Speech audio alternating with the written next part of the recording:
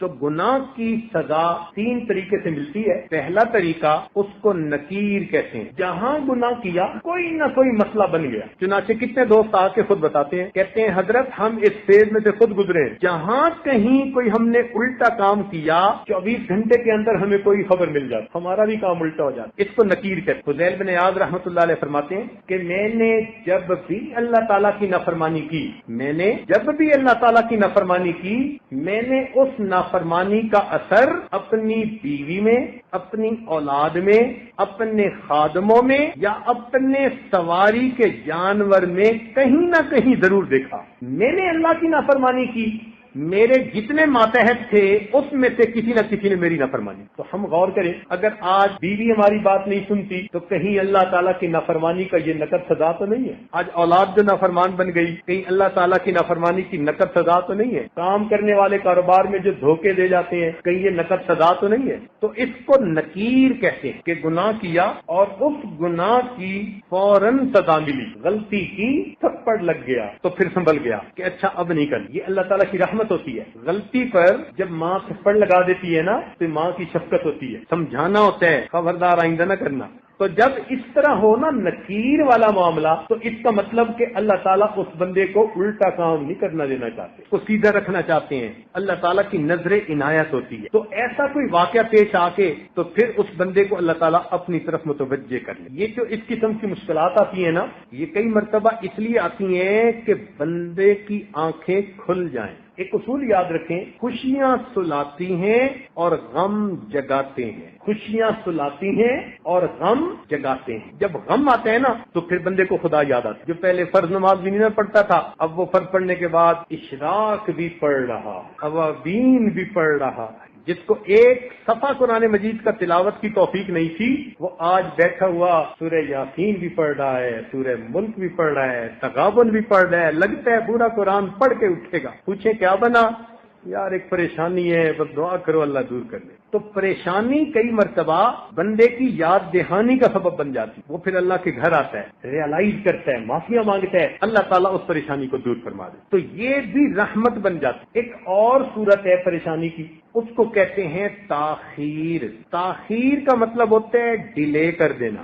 یہ پہلے سے بڑی سزا، وہ جو نقد تھپڑ لگتا تھا نا، یہ اس سے بڑی سزا کہ اللہ تعالیٰ اس کو فوراً تھپڑ نہیں لگاتے، موقع دے دیتے ہیں، ڈھیل دے دیتے ہیں۔ اچھا تم کرتے ہو، کرتے پھرو، ہم بھی تمہارا بندوبست کریں گے۔ تو اللہ تعالیٰ اس کو موقع دیتے ہیں، پھر وہ بندہ زیادہ برائیوں میں دب جاتا ہے، گھس جاتا ہے۔ جب زیادہ برائیوں میں دھس جاتا ہے پھر اللہ تعالیٰ کی اچانک پکڑ آ جائے، اور یہ پہلے سے بڑی سزا، بہت بڑی سزا۔ چنانچہ ایک عورت کا واقعہ، ان پڑھ تھی مگر زبان کی ذرا تیز بھی تھی، اللہ نے اسے بیٹا دیا۔ ایک دن کسی کام میں مشغول تھی اور وہ بیٹا پیچھے پیچھے کچھ بچوں کو نا گودوں کا چسکا ہوتا ہے، ہر وقت کی گود میں رہتے ہیں۔ یہ چاہتی تھی میں کام سمیٹوں اور بچہ چاہتا تھا کہ مجھے یہ گود میں لے لے۔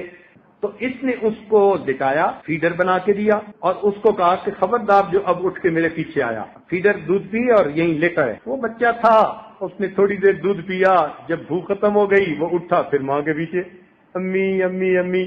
اب یہ غصے میں آ گئی، اور جب غصے میں بندہ آ جاتا ہے نا، اس کو سمجھ نہیں آتی کہ وہ کر کے آ رہا ہے۔ غصے میں آ کے کہنے لگی پھر اٹھ کے میرے پیچھے آ گیا، اور پھر اس کے بعد اس کو بد دعا دے۔ بد دعا کیا دی؟ کہنے لگی تو سویا سو ہی جاتا تو اچھا تھا، تو سویا سو ہی جاتا تو اچھا۔ اللہ تعالیٰ نے بد دعا قبول کر، مگر بچے کو اس وقت موت نہیں آئی۔ وہ بچہ بڑا ہوا، بڑا خوبصورت، بڑی میگنیٹک پرسنالٹی، بڑا آئی کیو لیول اچھا اس کا، سکول میں فرسٹ آتا رہا، کالج میں فرسٹ آتا رہا، پھر بزنس مین بن گیا۔ اس کا بزنس ایسے چمکا اور وہ اتنے اچھے اخلاق والا بچہ کہ محلے کے لوگ جب اسے دیکھتے تو تمنا کرتے کہ اللہ ہماری اولاد کو بھی ایسا بنا۔ گھر میں مائیں اپنے بچوں کو مثال دیتی کہ بچوں تم بھی اس جیسا بننا۔ بڑا بوم کرنے لگا اس کا بزنس۔ خیر جب خوب بہاریں آ گئیں، اب ماں نے اس کی شادی کے لیے تیاری کی۔ ایک حور پری لڑکی ڈھونڈی اس نے کہیں سے، شادی کی ڈیٹ طے ہو گئی۔ جب شادی میں 3 دن تھے تو یہ نوجوان گھر کا کچھ کام کروا رہا تھا، اچانک جو کسی جگہ سے اس کا پاؤں پھسلا، یہ گردن کے بل گرا اور وہیں اس کی موت آ گئی۔ اب ماں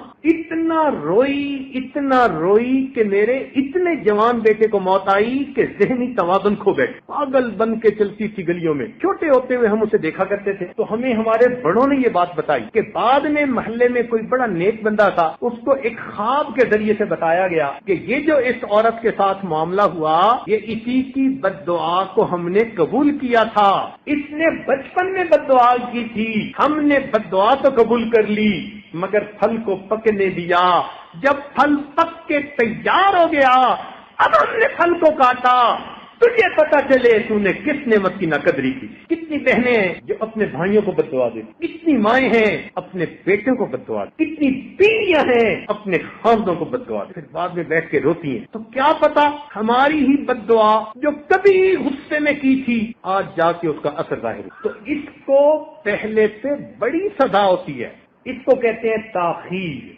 اللہ تعالیٰ تاخیر کر دیتا ہے، ڈیلے کر دے۔ قرآن مجید میں اللہ تعالیٰ فرماتے ہیں فَلَمَّا نَسُوا مَا ذُكِّرُوا بِهِ فَتَحْنَا عَلَيْهِمْ أَبْوَابَ كُلِّ شَيْءٍ، کہ جب وہ لوگ بھول گئے جو ان کو نصیحت کی گئی تو ہم نے ان پر ہر چیز کے دروازوں کو کھول دیا، خوب عیش کریں جو چاہتے ہیں۔ حَتَّى إِذَا فَرِحُوا بِمَا أُوتُوا، حتیٰ کہ جب وہ بڑے خوش ہو گئے جو ان کو ملا تھا اور خوب موج میلہ کرنے لگے، اللہ تعالیٰ فرماتے ہیں اخذناہم بغتۃ، ہم نے اچانک ان کو اپنی پکڑ میں لے لیا۔ یہ بہت خطرناک سزا ہوتی ہے۔ اس لیے میرے دوستو، جب انسان گناہوں بھری زندگی گزار رہا ہو اور اللہ تعالیٰ کی نعمتوں کی بارش بھی اپنے اوپر دیکھ رہا ہو تو یہ بڑا ڈرنے کا مقام ہو، یہ بڑا ڈرنے کا مقام ہوتا ہے۔ او اللہ، میں گناہوں پہ گناہ کر رہا ہوں، آپ نعمتیں بھیج رہے ہیں، کہیں مجھ کو پھنسایا تو نہیں جا رہا، ٹریپ میں تو نہیں لا رہے۔ اس کو تاخیر کہتے ہیں۔ اور ایک اس سے بھی بڑی سزا، اس کو کہتے ہیں اللہ رب العزت کی خفیہ تدبیر، اللہ تعالیٰ کی خفیہ تدبیر، کہ اللہ تعالیٰ ایسی طرح سے بندے کو سزا دیتے ہیں کہ بندے کو پتہ بھی نہیں چلتا کہ یہ سزا، ایسی طرح سے سزا دیتے ہیں۔ مثال کے طور پر جوانی میں بدماشیاں کی اور اللہ تعالیٰ نے بڑھاپے میں بیوی کو نافرمان بنا دی۔ جب اولاد جوان ہو اور ماں کا ساتھ دے رہی ہو اور اس وقت بیوی اپنے خاوند کی نافرمان ہو جائے تو جتنا بڑھاپا اس بندے کا خراب ہوتا ہے وہ اپنی کیفیت کسی کو بتا بھی نہیں سکتا۔ تو کرتوت جوانی کے، سزا ملی بڑھاپے۔ اب دل کا دکھ کس کو کہے؟ اس کو کہتے ہیں اللہ تعالیٰ کی خفیہ تدبیر۔ تین میں سے کسی نہ کسی ایک طرح سے بندے کو سزا ضرور ملتی ہے، کیونکہ اللہ تعالیٰ نے فرمایا مَن يَعْمَلْ سُوءًا يُجْزَ بِهِ، جو کوئی بھی گناہ کرے گا سزا پائے گا۔ اب اس میں کسی کو مستثنا تو نہیں نہ کیا گیا کہ جوان کرے گا تو سزا دیں گے، بوڑھے کو نہیں دیں گے، جاہل کرے گا تو سزا دیں گے، عالم کو نہیں دیں گے، مرد کرے گا تو سزا دیں گے، عورت کو نہیں دیں گے۔ نہیں، استاد ہو، شاگرد ہو، پیر ہو، مرید ہو، کبھی باشد، یہ میرے مالک کا اٹل قانون ہے۔ کیا فرمایا؟ مَن يَعْمَلْ سُوءًا يُجْزَ بِهِ، جو بھی گناہ کرے گا اس کو اس کی سزا مل کر رہے۔ اب اس سزا سے ملنے کا ایک ہی طریقہ کہ اس سزا سے پہلے انسان معافی مانگے، اور اس کا کوئی حل نہیں۔